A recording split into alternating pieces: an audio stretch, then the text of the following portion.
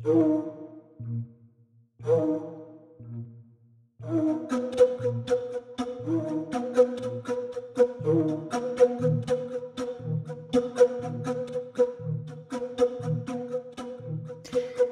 head külmaväristajad ja kikimooride sõbrad. Mina olen Taki. Ja mina olen kuri Heidi. Heidi on täna kuri arusaadavatel põhjustel, mida me ei saa teile välja öelda. Nii Mõista arv ära. Leppige sellega, et see saade on selleks eelkõige, et Heidi tuju parandada, sest et mul vähemalt üks lugu on siuke, kus ma tean, et sa oled rõõmus, et ma selle loo leidsin. Ja tänane saade, nagu te pealkirjast tõenäoliselt näete, on Patreonide valitud surnuaedade teema. Mõtlesingi, et me pole ammu, meil ikka algusest oli see nagu komme, et me püüdsime hoida saateid temaatilisena ja leppisime enne kokku, et püüame leida nagu teemasse minevaid asju ja siis väga kähku hakkas see minema nagu segu miks ma vaatasin meie neid episoodide nimekirju. Oota, päris alguses ei olnud ja päris alguses oli ka segu miks ja siis me tegime teemad ja siis oli segu miks. Parakrimi, et igas saates on üks para ja üks krimi. Ja see oli ka jah. Ja nüüd on nii nagu on ja nüüd on nii, et me otsime lood välja enamasti ja siis avastame, et seal ongi ühised jooned kogemata. Mis on äge, see on ka väga äge puslemäng meile endale. Ja see on ka väga äge, kui Lisette valib meile kuulajakirju ja mõlemat viisi on äge, kas see, kui ta ütleb ette, mis teema on või siis see, kui me peame ise otsima, et see on ka väga kihvt. Ja kuulajakirjade epikas oli eelmine nädal, ka meie endi lemmik, aga samas me hakkasime sellele mõtlema, et tegelikult mulle ikkagi väga meeldib ka, eriti siis, kui mulle sellised head leiud, nagu mul täna on, või mulle endale tundub, et on, et mulle tegelikult nagu see ikka pakub nii palju see research ja uurimine, tuhnimine ja siis, kui sa leiad sealt selle kulla väikse tükikese, sealt hakkab hargnema, see on ikka siuke mõnus värk. Kuidas sul reisil läks, sa käisid Pariisis vahepeal? Ja ma tegin väga siukest reisi seekord, mida ma tavaliselt ei tee. Ehk siis tavaliselt ma ei tee siukest turisti asja. Seekord ma tegin enamasti turisti asja kuni viimase päeva hommikuni, kui ma sain minna lõpuks Luksemburgi parki, visata jalad müüri peale, visata ennast poolsiruli ja sain vaadata, kuidas Prantsuse inimesed söövad pargis. Okei, ärme räägi söögist, mul on tegelikult kõhti. Ehk siis, kui te lähete, kui ei ole käinud, siis ma siiralt soovitan minna parki söövaid inimesi vaatama selle asemel, et trampida muuseumisse. Ei, meie ei soovita inimestele mitte käia muuseumis, meie soovitame inimestele just käia muuseumis, eriti loodusmuuseumis, sest praegu on tagasi need tuvid ja te peab isegi muuseumisse sisse tulema, et võite neid näha, mind seal toitmas neid, nii et tuvidel on muna juba kurnas, juba on sama süsteem, mis eelmine aasta, et isane on hommikupoolses valve, siis tuub ja haudub muna, siis tuleb emane sööma ja siis pärast lõunal tuleb siis isane ja siis emane läheb, siis haudub. Nii et ühesõnaga, käige muuseumis ka, aga vaadake seda ka, kuidas prantslased söövad. Jah. Tegelikult ka, need on nii ilusad ja siis on kuidagi eriti ilus vaadata neid söömas. No ja varsti on meilgi need ilmad, kus saab minna ja vaadata inimesi söömas Eesti parkides. Ja, sest et ma ei tea, kui turvaline on soovitada reisimist praegusel ajal. Aga ma viin meid reisile aastasse 1931 ja Soome sel korral. Aga see juhtum jõudis Eesti ajakirjandusse, see raputas Eestit päris korralikult. Sest et surnuaiad ei olnud siis enam puhke, vaid hoopis kuriteopaigad. Ja asi oli siis nõnda, et 18. september 1931 leidis siis autojuht Väino Toivonen, temaga oli kaasas keegi tööline Helsingi linnaosast, mille nimi on Malmi ja seal asub Tatarisuo allikas. Leidsid siis inimese pöidla, mis oli otsast ära raiutud. Nad läksid allikale, läksid vee järele, joogivee järele. Ja sa ei taha juua seda vett, kus on pöial liigunenud? Jäta see mõte meelde. Silma jäi ka raiutud inimese pea. Asjast anti teada muidugi politseile ja siis toodi sealt veest välja 7 otsast löödud inimese kätt, 9 jalga ja 1 naisterahva peast lõigatud juuksed. Oota, 9 jalga? 9 jalga, 7 kätt. ja ühe käe nimetissõrme küljes rippus nööri otsa kinnitatud sõrmus. Aga see polnud veel kõik. Aasta tagasi oli samast kohast 14-aastane õpilane nimega Leo Löfman leidnud samast allikast naise ära lõigatud käe. Ja juba toona alustati uurimist, aga ei jõutud mingi konkreetse tulemuseni. See on see keeps on giving, jah? Ja allikast, et keeps on giving. Ja rahvas muidugi esimene mõte oli, et oh no, et meil on mingi roimaseeria. Siis politsei avaldas arvamust, et see on ikka mingi vaimuhaige, kes siin kummaliselt talitab. Ja siis oktoobri alguses jõudsid siis Eesti ajakirjandusse teated järgmistest jubedatest leidudest. Nimelt oli siis politsei uurimisega jõudnud Malmi kalmistuni, mis asus Tatarisoo allikast mitte väga kaugel. Ja kuidagi siis ilmselt see arstlik uurimine viitas, et olid need võetud laipadelt ja hakati siis surnuaeda üles kaevama. Ühel päeval avati näiteks 40 puusärki ja sellest leiti siis 14 laipa, millel olid siis puuduolevad ihuliikmed. Ma räägin, see on nii hea lugu, aga see läheb veel paremaks. Nagu #kikimoorid hea, mitte nagu päriselu hea, on ju. Nii. Piir on õhkõrn. 5 laibal puudusid pead, teistel parem käsi ja vasak jalg, paljudel isegi mõlemad käed ja jalad. Ja kohe siis võeti vahi alla surnuaiavaht Saarenheimo ja teda hakati laiba rüvetamises kahtlustama. Ja kuna paljude helsinglaste ja pereliikmed olid maetud Malmi kalmistule, siis tekkis muidugi linnaelanikest tohutu huvi ja hirm ja nad kogunes siis sinna surnuaia äärde vaatama umbes 1000 inimest ja siis 100 politseinikku olid seal, hoidsid neid nagu ohjes, et nad ei tormaks sinna sisse. Ja peamiselt keskenduti ühishaudade lahtikaevamisele, need olid siis siuksed ritta järjest pandud vaesikud, et ei olnud nagu, keda siis riik pidi matma, et lähedasi ei olnud ja sealt oligi enamasti nagu võetud neid ära lõigatud ihuliikmeid, peamiselt siis käsi ja jalgu kokku, siis kaevati välja 20 rüvetatud laipa ja siis 6 inimest ilma peata. Ja siis hakkas selle Saarenheimo kohta tulema mingit huvitavat infi. Näiteks, et tal oli mõne aja eest määratud 3-aastane vangistus ja meest tundvad isikud rääkisid, et ta on juba ammu harrastanud mingi kummalist metafüüsikat ja toimetanud mingite tumedate ettevõtmistega. Et teda olevat korduvalt nähtud öösiti surnuaial surnukuuris ja siis seal säras tuli ja väidetavalt siis olevat siis Saarenheimoga olnud kesköödel surnukuuris palju tundmatuid härrasmehi, kes siis tulid sinna autodega ja pärast asetati sinna kuurist toodud suured pakid, siuksed lood läksid lahti. Okay. Ja siis kuulus Saarenheimoga siuksesse teosoofilisse usulahku, mille nimi oli Ruusurihti ja käis siis selle koguduse palvetundides. Ja samuti luges ta sagedasti musta piiblit ehk apokriivat. Jätkab meelde väljend must piibel, selle juurde me tuleme tagasi. Saarenheimo vabastati aga 27. oktoobril, sest et ei suudetud tegelikult ikkagi mingeid tõendeid leida, et ta oleks kuidagi nende Malmi laipade lahkamisega seotud olnud.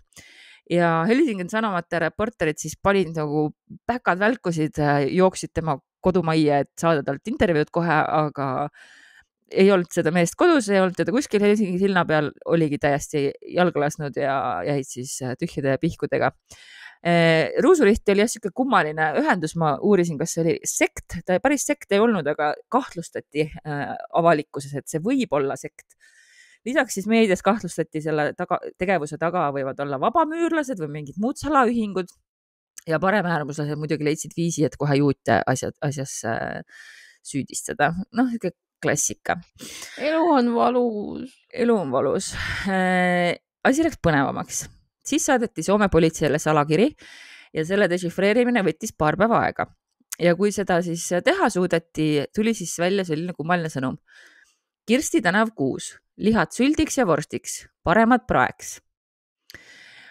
Politsei pidas seda teadet naljaks, aga siiski nad alustasid juurdlust. See on üks mu lemmikosi selle loo juures. See viis politsei eksitavale jäljele, kuna viis siis kahtlusalused Sörnäineni linnaosas asunud väikese sülditehaseni. Ja ajaleht Ajansana avaldas sel ajal artikli pealkirjaga Tatarisuon arvoitus selviä, jäljet johtavat sylttytehtasseen ehk siis Tatarisoo mõistatus selgineb, jäljed viivad sülditehasesse. Ja hiljem selgus, et tehaselt kuidagi juhtumiga seotud, aga see väljend jäljed johtavad sültütehtasse, et jäljed viivad sülditehasesse jäi soome keelde tähistamaks eksitavat või valevihjet. Ja minu meelest see on fucking geniaalne. Ma tahan seda kasutada edaspidi, kui meil on kuskil mingi valejälg, siis palun lähme jäljed viivad sülditehasesse. Teeme, et see oleks järgmine viinastunud olek. Sest jäljed viivad sülditehasesse on nii fucking imeline. Ma küsisin muidugi oma õemehe käest, et kas ta teab sükest väljendit. Ta ei ole küll sündinud soomlane, aga 8-aastasest saadik elanud Soomes ja ta ütles, et tema seda väljendit ei tea, et võib-olla see on vana väljend, aga võib ka olla, et sisserändaja lihtsalt ei tea sükest vana ajalooga sõna, et võib-olla mingi et teised ikka veel võib-olla mäletaksid, kui ma ei tea, kasuisa käest küsiks näiteks. Nii et jäljed johtavad sültütehtasse, jäljed viivad sülditehasesse on teile nüüd tutvustatud. Aga siis haudade avamine jätkus aeg-ajalt läbi terve hilissügise ja novembri lõpus näiteks öeldi, et Helsingis avati veel 5 hauda, aga saladus on ikka veel selgumata. Sest et osa neid inimkeha liigeseid, mida siis sealt Tatarisoost leiti, et nad ei läinud, pusle ei läinud kokku, on ju. Ja siis oli vaja veel rohkem otsida, et näiteks avati ka Rusken Hansan surnuaial haudu ja 5 ühishauda, aga siis kohe nagu võimud ei hakanud kommenteerima seda asja. Aga saladus hakkas selguma siis alles enne jõule, kui detsembri keskel tabati Soome raudteejaamast mees, kelle vineerkartongist leiti inimese pea. Ja Sõnumed siis vahendas, et kuuldavasti ikkagi oli neid rohkem, keda vahistati, aga osad lasti väga kiiresti uuesti vabaks. Ja siis oli tükk aega vaikust. Kuniks maikuus teatati alasti mehest luude keskel. Ja mulle tundub, et see on ka, et jäljed viivad sülditehasesse. Alasti mehes luude keskel. Et siis inimesed, kes läksid Tatarisood uudistama, märkasid, et ühe kuuse varjus seisab täiesti alasti mees. Ja kui ta nägi, neid inimesi tulemas, ta põgenes metsa. Ja siis asjast teatati muidugi kohe politseile, kes alasti mehe vangistas. Ja siis, kui nad uurisid, mis koht see oli, kus see mees seal seisis, siis leidsid nad omapärase vaatepildi. Kuuse alla oli okstest ja mullast valmistatud hauakoobas, mille teises otsas oli rist. Kuuse oksa all oli riputatud 3 pärga. Ühele lähedal olevale puule, millelt oli siis bussiga koor nagu ära kistud, oli joonistatud erinevaid mingeid salapäraseid märke. Ja siis see oli piiratud madala aiaga ja selle lähedusest leiti looma ja inimluid. Vangistatud mees kuulati samal päeval üle, aga ta siis salgas, et ta on kuidagi nende malmihaudade rüüstamisega seotud ja ta väitis, et ta võttis kuuse all vaid päikesevanne. Seal hauaaugus või? Jah. Ta oli varem olnud hullumajas, aga kuna ta siis väidetavalt tervenes, lasti ta vabaks ja siis ta viidi uuesti Helsingi Lääni vanglasse ja siis juurdlust jätkatakse. Aga ühesõnaga mingid asjaolud viitsid sellele, et tema on seotud haudade rüüstamisega, aga politseinid oli nagu, nüüd me lahendame, aga tegelikult jäljed viivad sülditehasesse, sest et sellest alasti vangistatud mehest hiljem juttu ei tule ja tema ei ole asjaga tegelikult seotud, vaid lihtsalt sülditehas on ju. Nii. Ja läks veel pool aastat aega, ehk siis praktiliselt peaaegu aasta pärast seda suuremahulist leidu siis augustis-septembris 32 said siis lehed kuulutada, et Tatarisoo saladus on lõpuks lahendatud. Ja 12 august oli see, kui siis Soome politsei andis teada, et nad on lõpuks vangi võtnud või vahi alla võtnud 3-liikmelise nõidade seltskonna. Ma räägin. Mis järgmiseks? Järgmiseks. Tuleb veel, okei. Ja nii, sinna kuulusid siis endine voorimees nimega Vilho Kallio, keda tunti ka nimega Noida Kallio, sadamatööline Ville Saari ja keegi alaealine Viirman, temast hiljem juttu ei tule. Kõige 3 elukohaks oli siis Helsingis Hämmentie 72, võime kõik vaatama minna koos ja ülekuulamisel tunnistasid mehed oma süü üles. Ma muidugi väga eeldan, et Indrek läheb, teeb meile neid pilte sealt ja siis saadab meile, et kuulsid Indrek, jah? Aitäh, Indrek. Ja Malmi kalmistust palun ja siis Hämend ja 72 ja mis siin kõik läbi käib. Nii. Ja ülekuulamisel tunnistasid mehed siis oma süü ülesse. Ja lisaks siis võeti paari päeva jooksul vahi alla seltskonda kuulunud Johan Ilmar Hedman, Hilda Freeman ja õmblejanna Ida-Maria Vilden. See oli veel üks naine, kelle nime ei avalikustatud. Aga nad olid siis juba aastaid tegutsenud nõidumisega ja nemad siis arvasid, et laipade küljest lõigatud ihuliikmete abil saab terveks arstida haigeid, avastada vargusi ja teha muid imesid. Ja nad lootsid saada lisaks ühendust ka vaimudega ja omandada üleloomulikke jõude. Ühesõnaga, nad mõtlesid, et tahaks olla näiteks nähtamatu vahepeal ja siis nad võtsid kellegi pea, kookisid sellel silmad välja. Võib-olla. Ja siis tegid umba-lumba, mamba ja siis oligi tehtud või? Keegi ei kirjeldanud seda nii täpselt kui sina, nii et mul tekib tunne, et sa tead sellest rohkem, kui sa välja näitad. Aga... Olin ise ka tegelikult seal. Ja, just, sina olidki see 3. naisterahvas, kelle nime ei valitatud. Aga see Noida Kalli oli siis mitu aastat imearstina tegutsenud ja arva ära siis, mida ta ravimisel kasutas, tatarisoo allikavett, sest et tema uskus, et sinna asetatud ihuliikmed annavad veel erilise väe ning muudavad selle terviseveeks. Tore nali. Lihtsalt kõik need haigused on ju. Aga nad siis olevat ennast vanglas väga rahulikult üleval pidanud ja selgitasid, et peamiselt siis kaevasid haudu lahti Kallio saari. Selleks siis läksid nad kesköösel tööle või õhtul 10 paiku läksid, aga siis valisid pimeda tööd ja tuldi tagasi siis 3-4 öösel. Kui siis hauad olid kirstuni lahti kaevatud, siis ühisel jõul avati see gaas ja üks asus siis noaga lõikama otsast pead, käsi või jalgu ja teine näitas siis küünlaga valgust. Küünlaga? Jah, ühes kohas oli küünlaga. Romantilisem või? Teises kohas oli vist petroolumlampi mainitud. Ilmselt see, mis kätte juhtus. Mobiiltelefoni aku võib-olla oli tühi, vaata, et ei saanud näidata seda valgust. Aga siis nad lahkesti juhatasid politseiga oma peidupaikadeni, kus nad olid siis veel neid inimesemeid peitnud, et varuks nagu. 23. august jõudis asi kohtusse, aga siis hakkasid nad oma süüd kangekaelselt eitama, ehk siis Kalli ja Hedman. Ja kuigi nad ütlesid, ja tegutsesime imearstidena. Aga kui protsessid jätkusid, siis jätkus ka kummaliste faktide ilmsiks tulek. Juhiks oli siis Ville Saari ja tema juhatusel töötasid seal siis salaseltsis Nõid Kallio, töötu Hedman ja paar õmblejanat, kes olid need naisterahvad siis. Ma tean kas salaseltsi endale. Meil on päris mitu salaseltsi tegelikult, aga me peame kuidagi ametlikuks tegema. Meil on appi ja nagu... Öiseid tegevusi, need meil tegelikult ka on juba. Need on ka olemas. Lihtsalt ametlikuks nagu. Ja tuli tõesti välja, et nad sihtisid kohalike kehvikute haudu ja siis sealt leitud saak viidi siis osalt sinna tatarisoosse ja osad viidi siis tagavara koopasse, kus need siis maasse kaevati. Sealt leiti siis paari inimese pead, käsi, jalgu, samuti labidas ja nuga.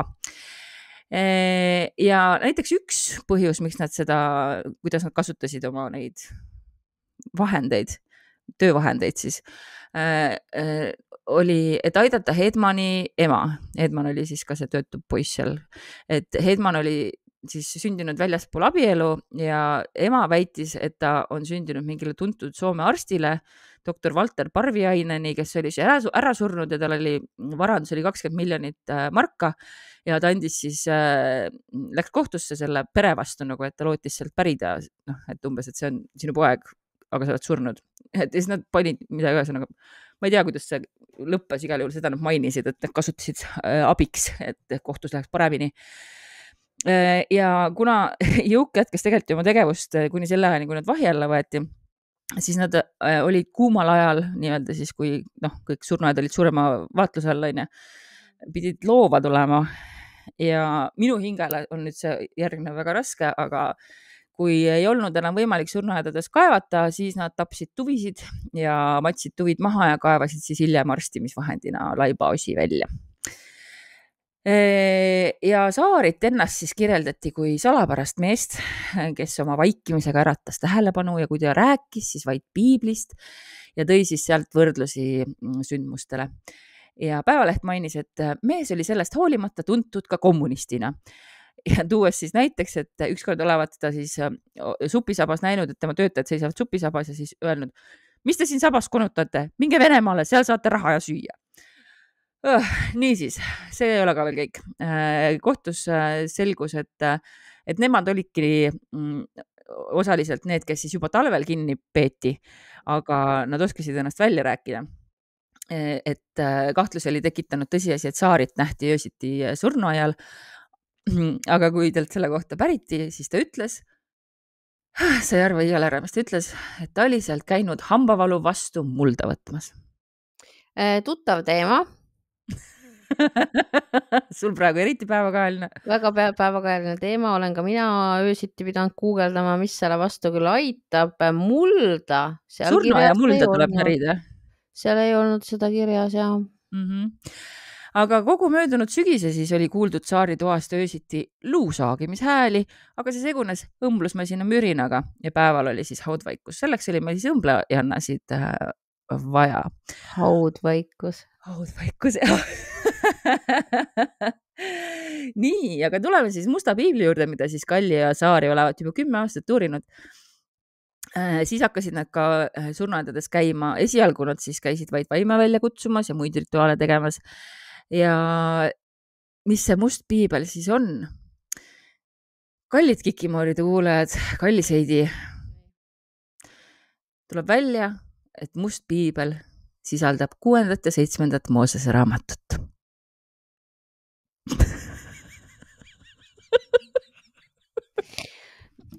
Mul on siin kollane piibel. Teab, see on ma ei tea. Seal on ka mõned Moosese raamatud. 8. Moosese raamat. Ühesõnaga, tegemist on siis selle sama okultistide hulgas levinud Moosese raamatuga, mida kasutas meie oma Eesti nõid Viljandimaalt proua Juuli. Ja seal siis antakse juhatust vaimude väljakutsumuseks ja muiks nõiategudeks. Mäletatavasti Juuli pani seal, see oli, teate, kuulake seda episoodi uuesti, see oli nii raju, mis see Juuli kõik tegi seal, pani muudkui raha ja ketras ja ma ei mäletagi, kuidas tema peas see kõik toimus. Muuhulgas olevat seal siis näiteks kirjas, et keegi tahab omandada kui keegi tahab omandada nõiavõimu, siis ei tohi ta kunagi läbi minna 2 ühes joones kõndiva inimese vahelt. Kuidas see võimalik on? Ma ei tea, sa väldid lihtsalt rahvarikkaid kohti. Elad metsas ja või lihtsalt ootad sellega mööda lagendikku. Kui 2 inimest ette jäävad, siis sa kuidagi ootad. Põhimõtteliselt siis ma saan aru, et see on nüüd siis see võimalus, mis on maha kantud ametlikult. Tundub jah, et hilja.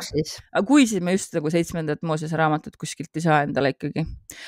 Äkki keegi on nii kena ja toob meile. Jah, äkki ikkagi kuskil antikvariaadis midagi leidub. Nii, aga kohtuprotsess jätkus siis oktoobris, sai meedias nimeks Surnumurdjate protsess. Selle pealkirjal võite otsida seda ka peagi meie meedias, sest ma kavatsen selle loo sulle üles anda. Sest see on liiga hea, et hoida. Muidugi läheb see ka meie Patreoni. Saali publikut ei lastud, aga siis õnneks mõned üksikud ajakirjanikud seal olid. Ja 6 kahtlusalust olid siis kohtu eesotsas Vilho Kallioga. Süüdistajaid oli 8, tunnistajaid 38. Laual figureerisid siis asitõenditena näiteks 2 surnujäristi, labidas, pussnuga, sõrmus, kaitseliitlase müts mingil põhjusel, 1 kott, mida oli kasutatud laipade küljest lõigatud kehaosade vedamiseks ja 7. Moosese raamat. Mõtlen praegu, et äkki peaks antikvariaati kirja saatma päringu. Ja ma ei ole, sest Juuli sellest loost jäi mulje, et see oli mingi välja mõeldud asi, aga tundub, et see oli välja mõeldud küll, kõik asjad siin ilmas on välja mõeldud, aga paistab, et see ikkagi oli asi, mis nagu levis ringkondades. Mind huvitab see vastus, mis sealt tuleks. Jah. Ja kohtus siis selgus muideks ka, et paljud mutileerimised leidsid aset proua Ida Viideni juhtimisel, kes siis luges seinale ilmunud lauseid ja sõnu, mis dikteerisid talle, kuidas täpselt lõikuda. Aga peasüüdlane, see Nõid Kallio, Noida Kallio, tunnistati siis 13 laiba lahkamises ja rüvetamises süüdi, mõisteti vangi 8 aastaks 4 kuuks. Saari oli ära lõiganud 18. laibal, mitmesugused kehaosad mõisteti vangi 3 aastaks. Ida Viiden mõisteti vangi 8 aastaks meeste kuriteole ahvatlemise pärast. Ilmar Hedman kuriteole kaasaitamise eest sai karistuseks 5 kuud ja teised siis mõisteti õigeks. Ja mul on ka foto, püüan meeles hoida, et panen 25. minutil siia ekraanile, kus need 6 inimest ilusasti siis seisavad ja vaatavad ja naudisklevad. No ütles, et see ei ole see lugu, kui sa seda näed ja kõik need asjad siin on nagu... See on komm, see on tõeline komm. Tõeline komm, seda juhtub harva, kui sellised asjad niimoodi kokku mängivad, aga jah.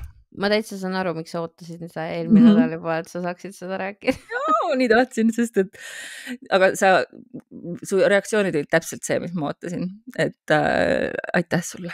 Jah, palun, ma ei olnud harjutanud ausalt.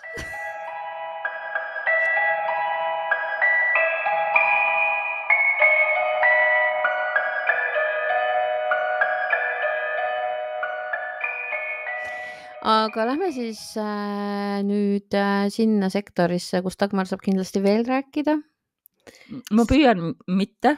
Aga kui sul on midagi, mis meenub. Mul midagi käigult meenub. Ja lähme 2012. aasta aprillikuusse, kui siis leiti metsatukas tapetuna 21-aastase Erika surnukeha. Tema oli siis läinud reedel oma vanavanemate kodust, niimoodi täitsa tavaliselt pahaimamatult, ei mõelnud selle peale, et kohe keegi äkki killib ära. Siis Audru aleviku teise otsa, kus ootas teda tema boyfriend.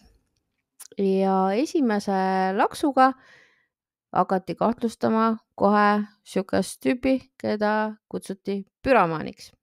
Ja, nüüd ma tean seda lugu. Nüüd sa tead seda lugu. Igal juhul Erika lahkus siis reedesel päeval, süke 14-15 vahel, siis sealt vanavanemate juurest Audru alevikus Pärna alleel, et jalutada siis läbi metsatuka poissõbra juurde, kes elab ka Audrus Oja tänaval. Ja kui ta siis mööda seda metsateed läks, siis ühelt poolt külgneb see surnuaiaga Dagmar. Ding. Ja siis teiselt poolt vist voolab siis Audru jõekene. Ja see on mingi siuke popp-tee, mida mööda kõik käisid, sellepärast, et seda mööda sõis juhti ühest aleviku otsast teise niimoodi hästi mõnusalt ja kiiresti. Ja Erika oli siis orvuna kasvanud vanavanemate juures ja tema käis seda rada väga sageli, sellepärast, et ta nagu jagas oma elu siis vanavanemate ja selle boyfriendi vahel, elas siin ja seal. Ja kui tema vägivalla tunnustega surnukeha siis surnuaia kõrvalt metsast puuokste alla peidetult leekisid, siis oli kõik muidugi of course täiesti šokeeritud, et nagu väike koht ja mis mõttes, isegi suures kohas siuke asi oleks nagu mingi. Ja eriti aastal 2012, vaata, et see ei ole 90-ndad enam. Ja just. Ja kohalikud siis rääkisid, et nemad nägid, kui Erika surnuaia poole läks. Ja midagi kahtlast tol hetkel keegi nagu ei märganud. Küll aga enne surnuaeda jõudmist tuleb mööduda Räämas Valgest Kivimajast, kus elas siis mees, keda külaelanikud kutsusid püromaaniks ja pikaks. Ja see sama mees siis oli see, kes oli kohe esimene kahtlusalune, sellepärast, et tal oli ka eelnevalt juba seal igasuguseid asju, millega ta oli tegelenud. Nimi juba viitab. Nimi juba viitab natukene. Ja külaelanikud siis rääkisid sellest püromaanist, kellel on tegelikult ka nimi, milleks on Andres Võsu. Et tema on siuke veider tüüp. Imelik, mingid enda eakaaslaseid sõpru tal ei olnud. Kodus oli tal 2 koera ja kassikene. Mees ise oli pikka kasvu ja siuke kasimatta kuidagi ja kippus lastega suhtlema ja lastega ringi jalutama ja oli väga tulelembene. Et varem siis ta istus kinni ka ja kinni ta istus siis ettevaatamatuse tõttu surma põhjustamise eest ja süütamise ja varguste eest. Minu meelest olid tal äkki, paranda mind, kui ma eksin, aga et esimesed karistused olid ikkagi juba, kui ta oli alaealine, ehk siis kui ma seda lugu tegin, siis ma mäletan, et mul oli tegelikult nagu, tema on üks neist eluaegsetest, kus ma nägin selgelt, et süsteem on teda alt vedanud nagu. Et ta oli tõesti häiritud inimene, et kui oleks vähegi olnud mingit tugisüsteeme, et siis oleks elu saatused olnud teistsugused. See on alati mega kurb nagu. Aga lihtsalt et kui sa nagu järjest neid eluaegsete lugusid läbi töötada, siis ma olen seda enne ka rääkinud, aga mingil hetkel hakkad nägema seda mustrit, et neid, kes on nagu päriselt kurjad ja minimaalselt ja et see kõik on ikkagi siuke süsteemi error. Jah. Nii, ja mis siin veel? Seda mees siis kohalikud üritasid teda iga hinna eest vältida, sest neile ta tundus siuke väga kummaline ja ma täitsa selles mõttes see, mis sa juurde lisasid, et see nagu make sense, et kui kõik veel lisaks, siis mingiks hetkeks hoiavad sust eemale ka, siis No ongi, et ta ei saanud clearly nagu seda abi, mis oleks vajanud saada, et ära hoida see kuritegu. Aga selle saatusliku reede pärastlõunal siis kiriku parklas olid mingid poisikesed, kes nägid, et kohe pärast Erikat läks sama rada pidi ka siis püromaan ja mõne aja pärast tuli see püromaan tagasi ja siis tal oli olnud kilekott ja jalgratas, aga kui ta oli sinna metsatukka läinud, siis ta oli läinud jalgsi ja tühjade kätega, mis oli nagu mingi okei. Tema siis, Andres siis võttis kohe omaks, et jah, tema oli mõrvar. See, mida ta siis uurijatele rääkis ja kuidas ta seda tegu põhjendas, seda ei avaldatud. Ma ei tea, kas sa selle kohta midagi tead täpsemalt? Et miks ta tegi või? Jah. Mul on see lahti praegu. Ta ei olnud väga avameelne uurijatega, pigem nagu tundus, et ta nautis seda kassi-hiire mängu. Seda kirjeldas siis Pärnu kriminaaltalituse eriasjade uurija Viktoria Virõtš. Aga ja siin on rohkem sellest eelmisest tapmisest nagu rohkem infot. Ja seksuaalsuunitluse häire tal ikkagi tuvastati, aga jah, et see alaealise teema, ma praegu vaatasin, et ta oli juba 12-aastane, kui ta hakkas ennast agressiivsust nagu näitama ja vahel esimeste vargustega ja oli internaatkoolis, et see see ei anna häid eeldusi just. Jah, aga räägid siis. Jah, eks ma siis räägingi edasi. Igal juhul siis lisaks sellele, et ta sai selle Erika mõrvas kahtlustuse, sai ta kohe endale siis ka, nagu sa juba mainisid, kahtlustusega Audrus varasemalt siis 2011. aastal kadunuks jäänud Karin Mikiveri tapmises ja põhimõtteliselt siis tunnistas ta selles ka süüdi ennast, et seal oli rohkem infot ka natuke, on sul see olemas või? Mis seal juhtus?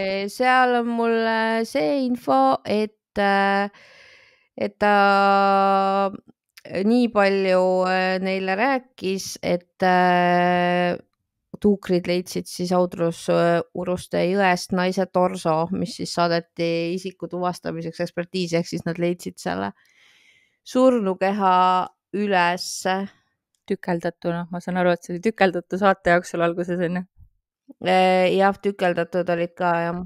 Veekogudes erinevates olid siis need tükid ja tema siis kägistas selle ohvri kõigepealt. Ja, et oli siis, mida siis see Virõtš suutis kindlaks teha, et 19. novembri õhtul 2011 olid siis Karin ja Andres koos Võsu korteris viina joonud. Võsu mainis, või see Andres Võsu, Audru, jah, Võsu siis mainis, et naine hakkas talle ligi tikkuma ja siis selle peale ta lükkas eemale, Karin oli 55, mitte et see siin olulist rolli mängiks, aga Võsu oli vist väga palju noorem, ta oli 77 sündinud, nii et kui vana ta oli siis 2011. No igal juhul. 33? Jah, igal juhul noorem, et siis ta oli naise eemale lükanud, haaranud haamri ja peksis ja kägistas. Põletas siis pärast verised madratsid ja Karini riided lõkkes. Ja Age Virõtš ütles alles niimoodi, et võib öelda, et temas oli justkui 2 inimest. Ta oskas rääkida palju Audrust ja selle ajaloost, need teadmised üllatasid. Siis võis ta ka kohe murduda ja muutuda piiratud mõistmisvõimega ebameeldivaks tegelaseks. Siin oli midagi oli veel, et Karinit hakati taga otsima alles jõulude paiku, kuigi ta novembri lõpus juba läks kaduma, sest et ta oli kaduma läinud sel korral toas ussides, et see tegi siis lähedased ja politseinikud murelikuks. Aha, et okei. Aga noh, ju ta oli ka siis ikkagi siuke natuke ebasotsiaalsemate luvisid. Tõenäoliselt, jah. Vot ja Eerikaga seoses tuli veel nii palju välja, et see meie kahtlusalune siis võttis Eerika juurest kaasa tema sülearvuti ja telefoni ja siis samal õhtul oli ta naasnud sinu sündmuskohale ja eemaldanud surnukehalt pea ja käe ja matnud need ja siis surnukeha niimoodi eraldi sinna. Ja riided ja käekoti viskas ta siis sinna lähedal asuvasse oia. Ja põhjus, miks Dagmar teab sellest kõigest nii palju, on see, et sellest Andres Võsust sai siis 37 eluks ajaks trellide taha saadetud kurjategija Eestis. Vot. Jah, mis tähendab, et umbes 10 aasta pärast võib ta hakata vabanemist taotlema. Tervitused siis talle, I guess, selles mõttes, et... Ma loodan, et ta saab vähemalt abi. Jah. Aga noh, kes teab on, et selleks hetkeks ikkagi, kui sa juba nii julmasid tegusid toime paned, et milline on siin see lootus rehabilitatsioonile on väga kahtlane. Seda oleks võib-olla varem olnud. Jah. Et siin vabanes meil just hiljuti Rainer Roos, kes Aegviidus pussitas oma elukaaslase surnuks ja see on üks neist lugudest, mis minu jaoks on, me tegime selle ka Eesti Roimades, kui oli naistevastase vägivalla vastu võitlemise päeva erisaade meil vist. Ja Lavly Perlinguga rääkisime sellest ja Andres Anveltiga ja see Rainer Roosi case on täpselt siuke noh, et see on siuke nartsissistlik kontrolliv tüüp nagu, kes ta tuleb sealt välja, ta ei muutu lähisuhetes tõenäoliselt. Et noh, see, kuidas ta oma naist nagu piiras ja piinas, noh, et missuguseid lähisuhte oskuseid ta on õppinud seal vanglas. Nii et jah. Räägime ilusatest asjadest parem. Kuule, ma ei tea, ma vaatan, et sa arvasid, et su lugu on lühike, aga meil tegelikult on juba suhteliselt kööga. Teeme niimoodi, et mul on see teine lugu ikkagi ka siuke, mida ma tahaks naudiskledes rääkida. Teeme siis Surnuaiad Vol 2 järgmine nädal. Sest mul on see tõesti on hea, aga mul on ka väga, väga äge valik lugusid, mille ma ka siis teen pooleks, sest see on päris pikk boonusosasse. Ja sinna on kuule, see kõlab hästi. Meil on siis Patronide special 2 episoodi. Jah. Väga lahe ju. Ma olen excited juba ka sellepärast, et kuigi mul on ka järjekorras siin või mul jäi üle tükeldamistest jäi ka paar lahedat lugu, jällegi #Kikimaarid lahe on ja. Et ei saa öelda, et kardaks tööd teha. Et muudkui venitame kummi, aga mulle tundub, et see saade on praeguselt väga siuke kompaktne ja hääkas. Ma olen nõus selle kõigega ja siis ma jõuan ka veel kaevata järgmiseks korraks midagi kihvti. Kaevata. Aga teeme siis siin lõpus kiirelt Patronid ja tervitus ära, sest me ei teadnud, et täna nii läheb. Ja ma olin valmis selleks, et tuleb üle tunniajane pikk, aga ma näen, et tegelikult juba on nii ja väga hea. Ja patreon.com/kikimaarid on siis koht, kus saab meile toetust avaldada, meie uudistega kursis olla ja see tõesti aitab meid nagu väga palju, et me saame seda saadet südamerahus teha ja mitte muretseda, et me sellel ajal ei peaks rabavam kõrvaltöösid teha või midagi sellist siin õhtusel ajal. Nii et suur aitäh teile. Ja väärtuspakkumusena siis anname omalt poolt vastu saatematerjali saated varem kätte tondijahid, kuhu ma luban, et me lähme niipea, kui mul on see õudne närvipõletik, ta juba hakkab tagasi andma natukene. Nii et kui ma jälle ei tee mingi rahvatantsuga endale liiga, nagu ma eelmine nädal tegin, kui me selle muuseumihoovis seda päikeserattavärki tegime. Mul oli eelmine nädal juba esmaspäev, teisipäev juba täiesti okei ja siis kolmapäeval tegime seda päikeseratast. Minge vaadake Loodusemuuseumi kontole koos tervise. Ja nii äge, aga lihtsalt oli vaata kogu aeg kätega vaja mingi vehkida ja ma tegin nii liiga enda õlale jälle, et täiesti vekkis. Igal juhul valudes ma ei saa minna tõesti tonti jahtima, sorry. Aga no ma arvan, et füsio lubas paar nädalat veel. Nii et tuleb. Igal juhul selle saab nädalaga varem kätte ja saab siis special shoutouti ja kui te tahate nüüd siit kiirelt ära naksata, enne kui nimed saavad loetud, siis ma julgustan jääma kuulama ikkagi väikest tiiserit, mis meil seal boonusosas kuulata on, sest nädala aega on Patreonis prooviperiood tasuta, nii et saate tulla ja kui see lugu tundub põnev, mida ma rääkima hakkan, siis why not? Ja aitäh vippkülmaväristajad Indrek Mumm ja Volker Kaist ja Pillerin ka juurde on tulnud. Ja aitäh külmaväristajad Agnes, Anett, Anne, Anni, Annika, Ansu, Bell, Lilleke on ka seal taga, Diana from the Moon, Elisabeth, Elisabeth, Endre, Erika Edlin, Frida, Krets, Hanna, Heili, Helen, Heleri, Hundiblika, Ilona, Iiris, Janariin, Joss, Jörgen, Kadi ja Oliver, Kairi väikese kummituse pildiga, Karena, Kätte Austraalia, Kati, Kelli Y-ga, Kerli, Kersti, Ketrin, Kretsu, Musta südamega, Kristlin, Krista, Kristel, Kristi, Kristin, Kätlin ja Kätu. Ja aitäh Liina ja aitäh Maarja. Ja okei, ma panen tempot juurde. Ja Marta, Merit, Merle, No Name, Regli, Shirley, Tondiste, Valge, Siil, Viirastus, Väike Päike, Ülo ja Maiken. Väga hästi, see kõhtähtede lugemine seal lõpus, sest meil on vist igat varianti seda Kristit ja Kirstit ja Kristinit ja see võtab... See on harjutus. Just hea, siuke tähelepanu harjutus ja suur aitäh teile ja www.kikimaarid.ee annab Patreonidele soodust, aga meile kõigile teistele annab lahedaid asju ka lisaks. Lahedaid asju annab kõigile, kes tahavad neid sealt saada. Ja kohtume siis juba nädala pärast, Naasu teeb siit ka tervisi ja seniks siis püsige kõhedad.